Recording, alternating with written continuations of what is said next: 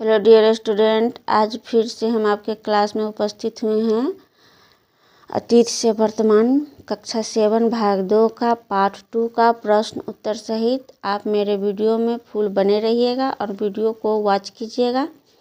Channel पर नए हैं तो चैनल को सब्सक्राइब कीजिएगा और वीडियो पसंद आए तो वीडियो को एक लाइक कमेंट जरूर कीजिएगा। चलिए वीडियो को शुरू करते हैं। ये इतिहास है।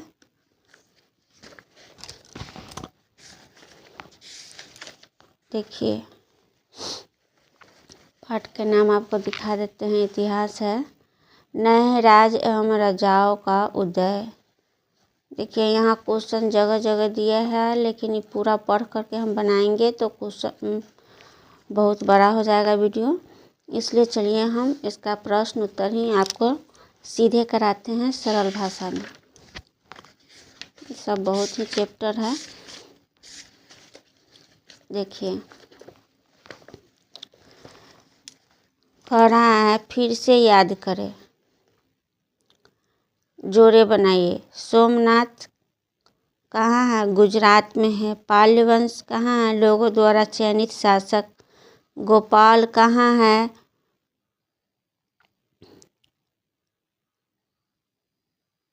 तो इसमें होगा, दूसरा में होगा। कन्नौज कहाँ है? तो गुर्जर परिवार में होगा। और मध्य भारत कहाँ है? तो बंगाल में होगा। आप लोग इसको जूम करके देख लीजिएगा और लगा लीजिएगा सही सही। चलिए क्वेश्चन की ओर बढ़ते हैं। दक्षिण में प्रमुख राज्य कौन कौन थे? देखिए, हम क्वेश्चन भी लिख लिए हुए हैं। ये इतिहास का पार्ट 2 का है। तो चोल था, 2 में चेर था, 3 में पांड्य था, 4 में राष्ट्रकूट था और 5 में चालुक्य राज था। ठीक है। और क्वेश्चन तीसरा है। क्वेश्चन हम इसमें कॉपी में लिख लिए। उस समय के राजा कौन कौन सी उपाधि धारण करते थे? उस समय के राजा अनेक और बड़ी बड़ी उपाधियां धारण करते थे, जो उनके द्वारा विजित राजा उनकी अधीनता स्वीकार करते हुए देते थे, जैसे महाराजाधिकार, परमभट्टकार, भ्रमेश्वर, त्रिभुवन, चक्रवर्ती आदि। देखिए, चौथा क्वेश्चन है बिहार और बंगाल में किन वंशों का शासन था? बिहार और बंगाल में क्रमशः सेन तथा पाल वंशों का शासक था। ठीक है, आइए समझे। बुक में लिखा होगा, देख लीजिएगा। और 5वां क्वेश्चन की तरफ बैठते हैं।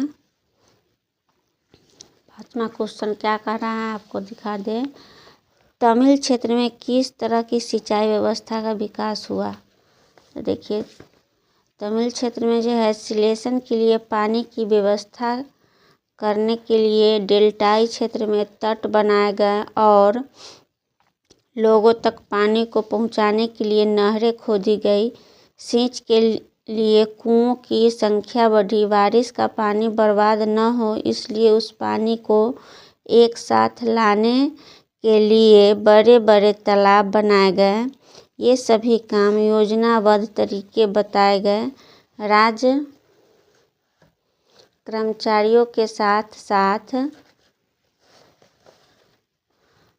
स्थानीय किसानों का भी सहयोग लिया। ठीक है। छठा क्वेश्चन क्या कह रहा है? चलिए, छठा क्वेश्चन क्या कह रहा है। कन्नौज शहर 3 शक्तियों के संघर्ष का केंद्र बिंदु क्यों बना? तो देखिए, कन्नौज जो है, कन्नौज उत्तर भारत का एक प्रसिद्ध नगर था, जो कभी हर्षवर्धन की राजधानी रहा था। इस नगर पर अधिकार का पानी था कि वह शासक गंगा यमुना के दबाव के मैदान पर अधिकार कर लेता था, तो राजस्व का एक बड़ा जरिया बनता था। यहाँ से 3 में से 2 पर बेहतर ढंग से नियंत्रण रखा जा सकता था। कान गंगा के किनारे अवस्थित था, अतः वहाँ से अधिक व्यावसायिक कर वसूली जाने की आशा थी। शत्रु लाभ से कनेल, गुर्जर, प्रतिहार, राष्ट्रकूट और पाल ये त्रिका का केंद्र बिंदु बन गया। ये त्रिशक्तियों शीप लेडेड अतीत हो गई और त्रिया का राज समाप्त हो गया। ठीक है, 7वां क्वेश्चन चलिए देखते हैं।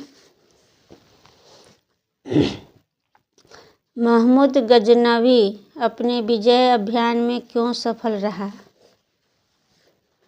देखिए,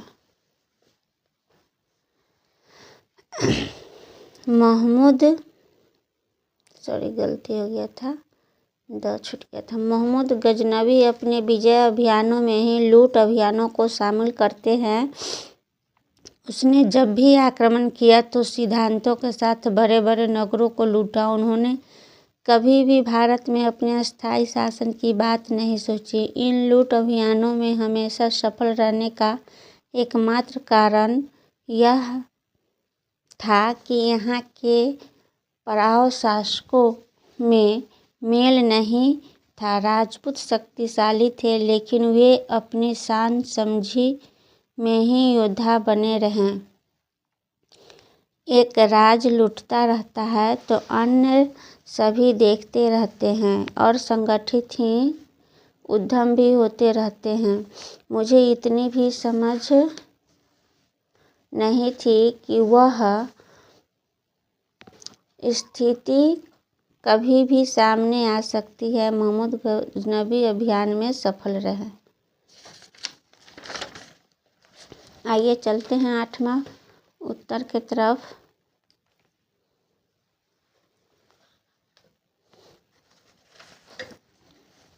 आठवां क्वेश्चन क्या कहता है?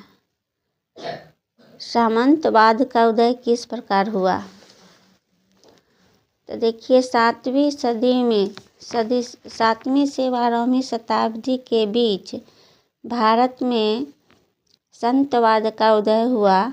उस समय की कहानियाँ और अन्य अभिलेखों में सम्राट का अनेक नाम दिए गए हैं, जैसे सामंत राय ठाकुर, राणा रावत आदि। उस समय का राजा जब कोई अन्य राजा युद्ध में हराता था तो उसका राज अपने राज्य में मिला लेता था, लेकिन लगभग 1000 ईस्वी आसपास युद्ध में राजा को उस स्थिति में अपना राज वापस मिल गया जब वह विजयी राजा की उपाधि प्राप्त कर थी। बदले में कुछ शर्तें घाट पर मिली। पराजित राजा को यह स्वीकार करना था कि विजयी राजा उसका स्वामी है और वह विजयी राजा के चरणों में रहने वाला दास है। पराजित राजा विजयी राजा का सामंत राजा था। इसी प्रकार साम्यवाद का उदय हुआ। चलिए 9वां प्रश्न उत्तर देखते हैं, क्या कह रहा है प्रश्न। देखिए, आइए विचार करें है। तत्कालीन राजाओं की प्रशासनिक व्यवस्था आज की प्रशासनिक व्यवस्था से कैसे भिन्न थी? देखिए, प्रदेश की व्यवस्था आज की व्यवस्था से बहुत अर्थों में भिन्न थी। उस समय अधिकारी राजा को मोनिका से नियुक्त किए गए थे, जबकि अजूबा सेवा के अधिकारी अगली कड़ी जापान से है। ईसाई धर्म अनेक रिवाजों से थे, जबकि आजबुक सरकार एक विदेश विभाग है जिसका लुक लाइन प्रधान सचिव के हाथ में होता है। इसके ऊपर विदेश मंत्री होता है। इसमें राजस्व की वित्त मंत्री, मुख्य सचिव, अधिकारियों, कर्मचारियों का समूह काम करता है। उस समय भंडारिक इसलिए हुआ क्योंकि कर अनाज के रूप में भी उपलब्ध है। ठीक है, जूम कर करके आप लोग लिख सकते हैं प्रश्न उत्तर को। आप लोग जूम कर लीजिएगा, आसान हो जाएगा लिखना। एक बार ना हो, दो बार अपना कर लीजिएगा। देखिए, 10वां क्वेश्चन क्या कर रहा है? आज भी हमारे समाज में सामंतवादी व्यवस्था के लक्षण दिखते हैं। आज के लिए सामंती व्यवस्था समाज में नहीं, लेकिन मध्यकालीन व्यवस्था से और भी राजनीतिक बाहुल्यों के उदय हुआ। ये कुछ न लड़कियां हैं, सभी विपक्षी दल के दबंग नेता से यात्रा कर रहे हैं। कुछ बाइबिल तो किसी खास राजनीतिक विचारधारा, न किसी पद पर आसीन, बोल अपने नुकसान, जनता का भय दोहन करते हैं।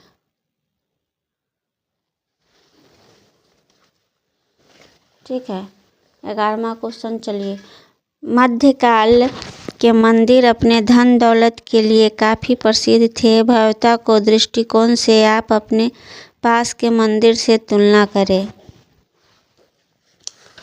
देखिए, धन दौलत को दर्शन आज मंदिर और शिरडी की साई राम मंदिर से हम कर सकते हैं। हमारे आसपास के चित्रों से आदि तुलना करें तो महावीर मंदिर से किसी प्रकार का धन धान कम नहीं है। आधुनिक काल का निर्मित यह मंदिर आधुनिक काल में बनाया गया है। दान दक्षिणा में हमें भारी चढ़ावा मिलता है। मंदिर अपनी आय से अनेक समाज सेवा संस्था चलाता है। 12वां क्वेश्चन क्या कहता है, आप लोग एक बार देख लीजिए। 12 इसमें क्वेश्चन था। भारत के मानचित्र पर प्रतिहार पाल और राष्ट्रकूट वंश द्वारा शासित क्षेत्रों को दिखाया। वर्तमान समय में ये भारत के किस भाग में अवस्थित है, इसको मानचित्र अपने से बना लीजिएगा और इसको दर्शा देना वर्तमान समय के लिए। वीडियो अच्छी लगे तो वीडियो को लाइक शेयर कमेंट करना ना भूलिएगा। मिलते हैं नेक्स्ट सब्जेक्ट के साथ, तब तक के लिए जय हिंद।